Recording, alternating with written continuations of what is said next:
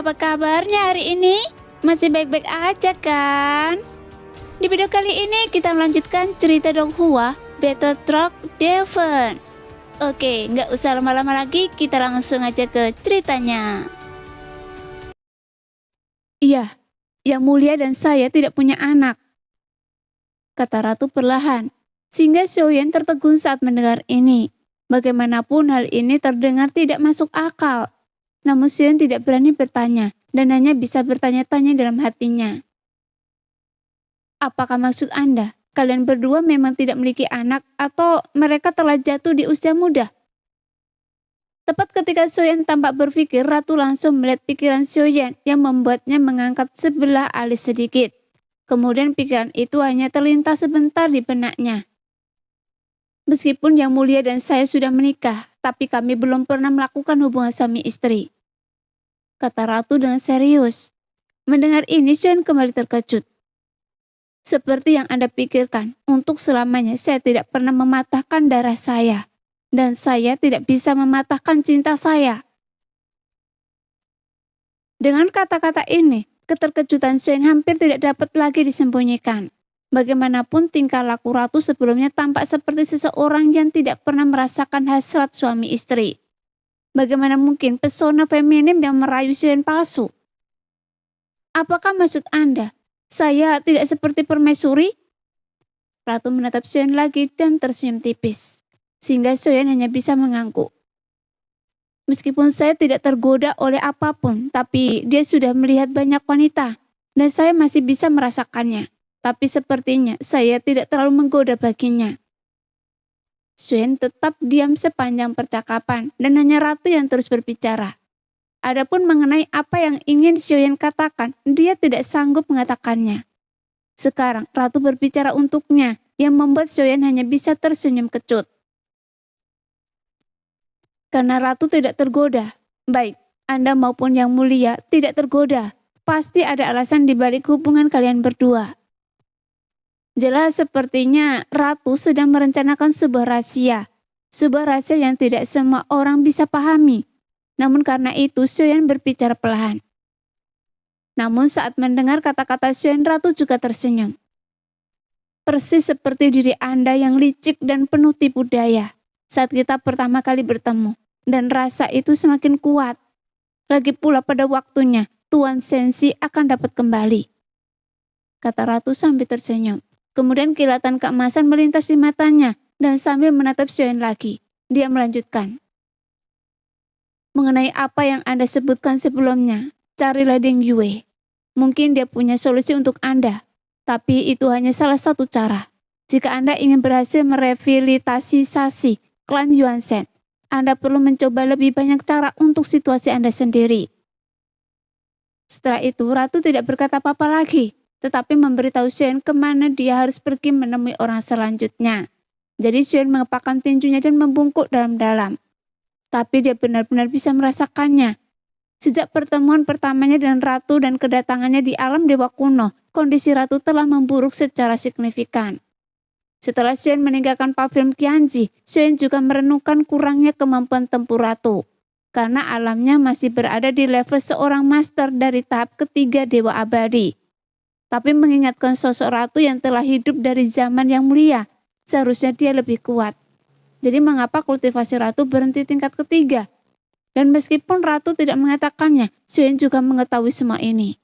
Jadi pasti ada hubungannya dengan rahasia surga. Mengupas rahasia surga, mengetahui takdir juga dapat merusak takdirnya sendiri. Bahkan keabadian seorang dewa pun mungkin tak mampu memperbaiki hal ini. Meskipun itu hanya spekulasi Xiaoyan, tapi perubahan Ratu masih terasa nyata. Lebih lanjut lagi, dia telah mengungkapkan banyak rahasia kepada Xiaoyan, tapi Xiaoyan percaya bahwa seiring kekuatan bisa tumbuh menjadi lebih kuat, dia akan mengetahui bisa lebih banyak rahasia ini. Setelah mendapatkan keterangannya, Xiaoyan kemudian bergerak perlahan dan terbang menuju ke tempat Ding Yue. Namun setelah Xiaoyan pergi, Ratu yang masih berada di pavilion Qianji, rambutnya yang berkibar tertiup angin, sehelai rambutnya yang tadinya hitam legam, tiba-tiba memutih di akarnya. Terlihat dengan mata telanjang. Tapi mata permaisuri tidak menunjukkan emosi. Dan dengan jentikan jarinya, rambut putih itu tersembunyi. Saat rambutnya diangkat, helaian putih yang tak terhitung jumlahnya muncul di dalamnya. Jadi, bagaimana jika saya memperhitungkan hukum alam? Yang mulia telah melindungi semua makhluk seumur hidupnya. Tapi apa imbalannya pada akhirnya? Jadi saya tidak rela mereka akan berbuat jahat terhadapnya. Kali ini saya akan melindunginya apapun hasilnya. Sang ratu berbisik pelan, tetapi kata-katanya mengkhianati keyakinannya. Di tempat Ding Yue berdiri, area itu dipenuhi dengan kapal-kapal dewa kekosongan. Dan semuanya telah diubah olehnya menjadi kapal-kapal dewa kuno berwarna emas. Sekarang dia mengenakan turban, dan tatapannya dengan seksama mempelajari teknologi Minghe, tingkat tinggi dari dewa kekosongan. Bahkan selama hari-hari ini, dia telah menguasai semua aspek Minghe dan teknologinya. Oleh karena itu, selain dewa kuno, sebuah kapal yang dimodifikasi dari dewa kekosongan, Ding Yue telah mulai membangun bahtera sensi yang kuat. Pada saat yang sama, Soyen yang telah tiba mengamati sekelilingnya, kemudian dia melihat banyak sosok, dan semuanya adalah pengikut dan penasehat kepercayaan Ding Yue. Oleh karena itu, area ini seperti area terlarang.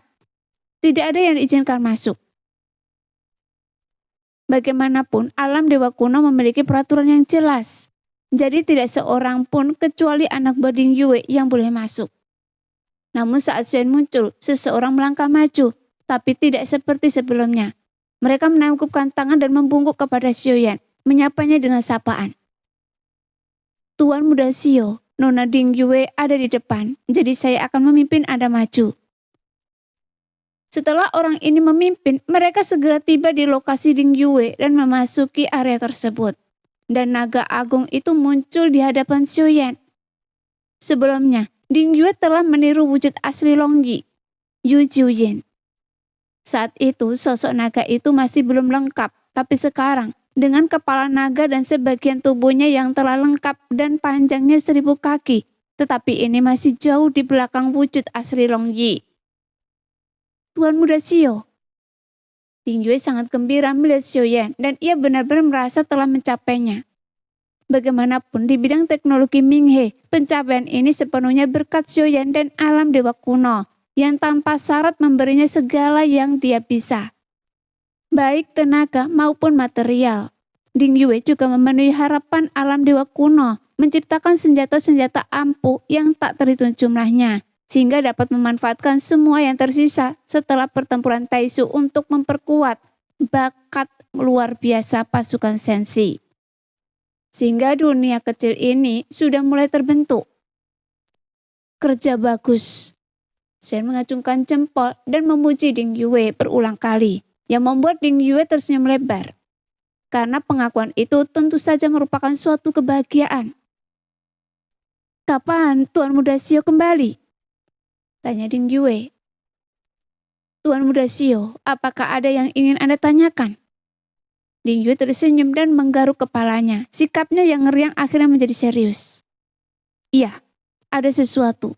Bukankah Taishu memiliki seni kelahiran? Dan apakah Anda bisa mendapatkan pemahaman dari dewa kekosongan mereka? Kata Soyen dengan serius. Karena ketika Ratu meminta Soyen untuk mencari Ding Yue, Soyen juga sudah menebak maksud Ratu. Ding Yue merutkan kening saat mendengar ini. Kemudian dia membimbing Soyen melewati tikungan dan belokan, dan tiba di permukaan datar. Kemudian di depan mereka ada kantong-kantong darah yang tak terhitung jumlahnya ditempatkan di sana, dengan sosok-sosok di antaranya. Kehidupan yang dikandung dalam kantong darah ini hanyalah cangkang tanpa jiwa, dan karenanya mereka tidak berguna, kata Ding Yue. Pada saat ini, Soyen memandangi kantong-kantong darah itu, dan dia juga bertanya-tanya, apakah metode ini akan berhasil jika ia mengandung anak dari klan Yuanzhen? Meskipun Ratu juga mengatakan bahwa metode ini mungkin tidak berhasil, tapi Soyen juga tahu, sekarang yang dibutuhkan adalah eksperimen. Setelah mengambil keputusan, sosok avatar Yuanzhen tiba-tiba muncul. Kemudian Soyen mengambil kristal dari tubuhnya.